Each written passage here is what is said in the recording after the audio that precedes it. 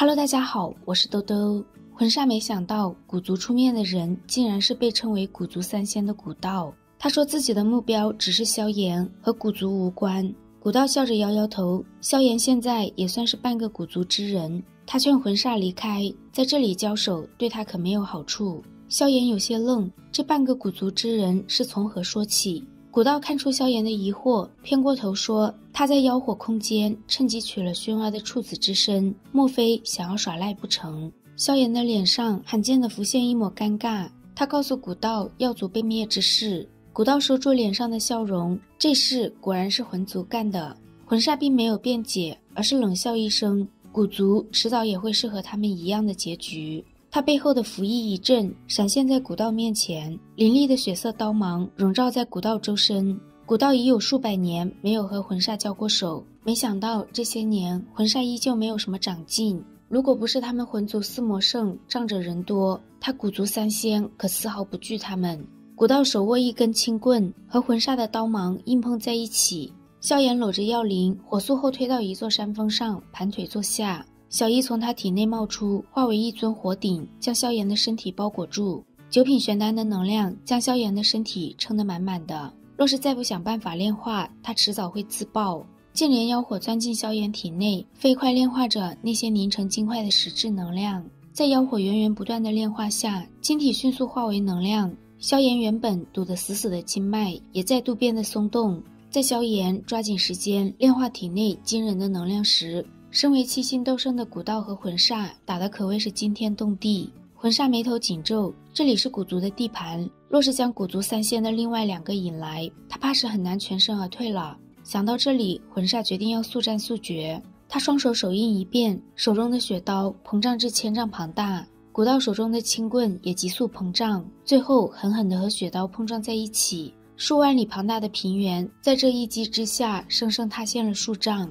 古道的眼瞳陡然一缩，他面前的魂煞竟然只是一道残影。此时的魂煞如鬼魅般出现在萧炎前方，他手掌一抓，火鼎便直接崩溃。就在他的手掌即将落在萧炎天灵盖时，萧炎睁开紧闭的双眼，一股比先前强悍了数倍的气息爆冲天际。魂煞不敢置信，萧炎竟然在这时炼化了9品玄丹，突破到了6星斗圣。面对魂煞的致命攻击，萧炎手臂上突然浮现金色龙纹。龙纹一出现，魂煞的心中就涌现了一抹不安，但这时候他已经无法收手。萧炎手臂陡然一抖，金色龙纹瞬间暴涌，化为一道金色雷束。金色雷束从他的指尖以一种肉眼难以察觉的速度喷射而出，在和魂煞的手掌相触后，金色雷束轻而易举地洞穿了他的手掌。魂煞狼狈地稳住身形，他知道自己已经失去了最后的机会。在冲着萧炎放完狠话后，魂煞便化为黑芒迅速逃走。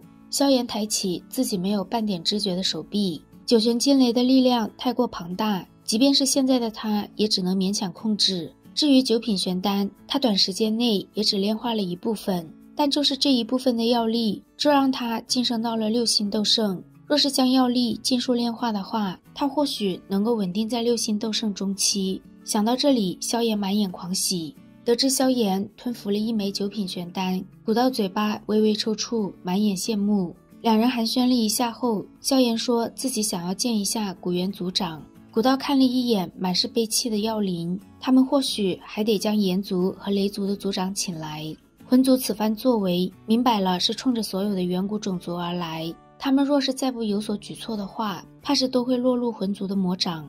古族大殿中，古族众多长老尽数赶到，首位上的正是和萧炎有过一面之缘的古元。古元左手下正是包括古道在内的古族三仙，他的右手下是古族的年轻一辈，萧炎朝思暮想的薰儿住在其中。古元望着萧炎挺拔的身影，脸上涌现一抹笑意。短短10年不到的时间，萧炎就达到了这种层次，萧族振兴有望。萧玄若是得知，也会极其欣慰。古元让萧炎日后称他为伯父，虽然他的辈分比萧炎不知道高了多少倍，但谁让他摊上薰儿这么一个女儿。薰儿听到古元认可他和萧炎关系的话，俏脸顿时飞上一片红霞。萧炎说药族之事前，问古元可曾听说过吞灵族。古族众多长老猛地抬头，眼带惊恐地盯着萧炎。古元的脸轻轻抖了抖，他深吸了一口气，问萧炎为何这么问。得知古元知道虚无吞炎在魂族，萧炎便将药界中发生的事详细的说了出来，其中便包括了虚无吞炎所化的吞灵族。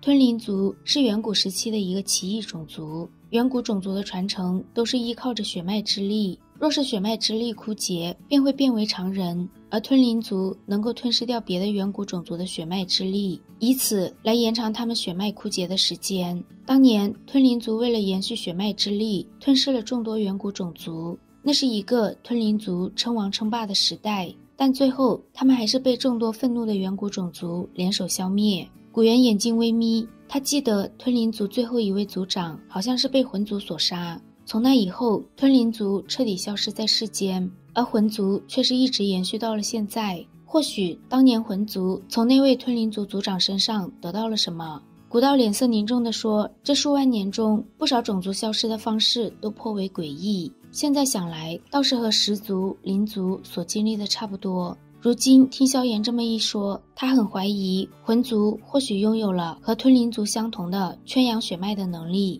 古元淡淡一笑，让他们不用将魂族想得这般可怕，即便他们真的拥有和吞灵族相同的能力，也没有那个本事圈养他们，否则当年魂天帝也不会被萧玄拼死打成重伤。既然虚无吞炎已经现身，想必当年他被古元重创的伤势已经痊愈，如此的话，古元便也知道为何魂族能够避开他们的探查，因为虚无吞炎将整个空间都吞进了他的体内。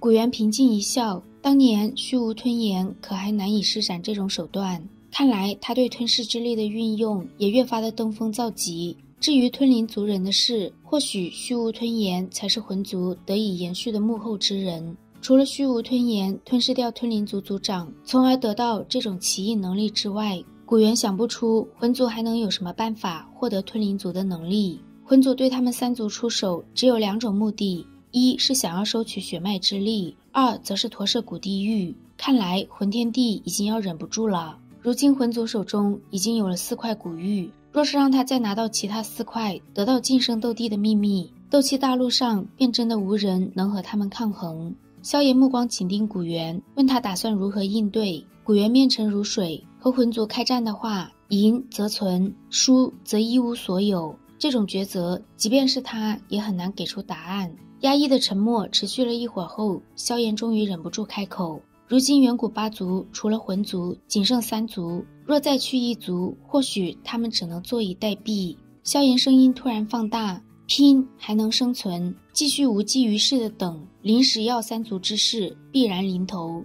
古元抬起头看向魄力十足的萧炎，让人传信给炎族和雷族，邀请他们2族族长共商存亡大事。古元的决议很快扩散到了整个古族高层，不少强者开始被派往中州，严密监视魂族的一举一动。萧炎并没有离开古族，而是在古族找了个地方，准备炼化9品玄丹残余的能量。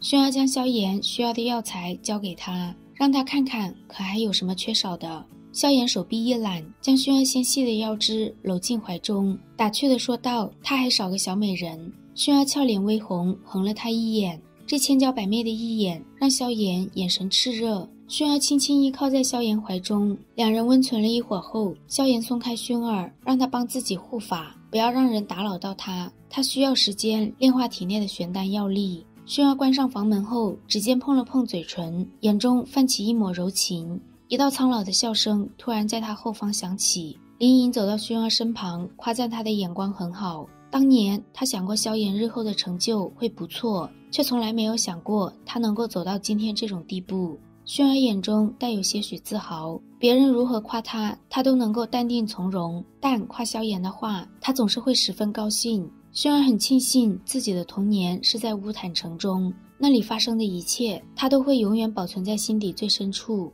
好啦，今天的视频豆豆就讲到这里啦，我们下期再见，拜拜。